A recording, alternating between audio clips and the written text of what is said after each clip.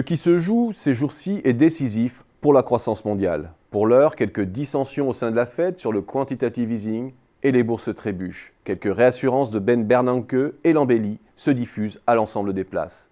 Cette instabilité est à la mesure de l'épée de Damoclès qui menace le scénario de poursuite de la reprise mondiale.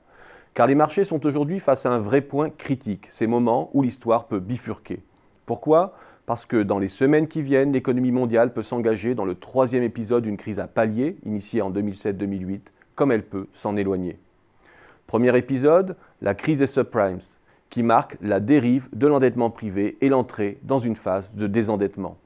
Deuxième épisode, la crise des titres souverains, c'est-à-dire la contagion de la crise aux États par reprise et transfert des dettes privées à la sphère publique. Cette phase a ouvert une période de consolidation qui a sévèrement pénalisé la croissance et l'emploi. C'est ce que nous vivons aujourd'hui avec l'espoir d'être proche d'un plancher.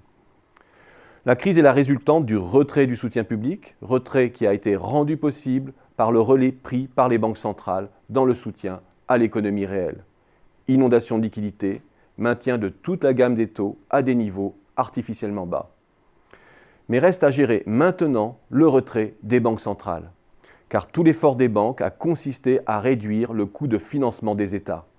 On estime que sans l'intervention de la Fed, les taux des titres seraient 100 à 125 points de base plus élevés aux États-Unis. L'occurrence d'un troisième épisode dépend de la façon dont s'opère la sortie. Deux scénarios sont possibles.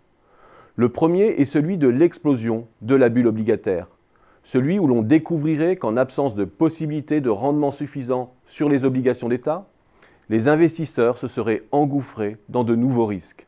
Les junk bonds procurent au moins des rendements positifs, contrairement aux titres AAA.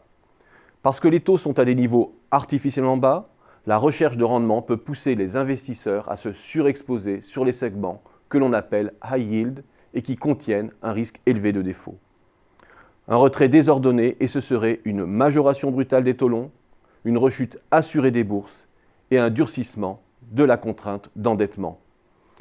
C'est moins de croissance, de la désinflation ou de la déflation. C'est un effet boule de neige sur les dettes. Le pire n'est pas loin. Le second scénario est celui où la Fed favorise durablement la détente des taux obligataires et organise un retrait ordonné. La croissance américaine résiste, les investisseurs reportent graduellement leurs encaisses détenues en obligations d'État à rendement nul vers les marchés d'actions, dont les cours sont encore très raisonnables quand on les rapporte au profit.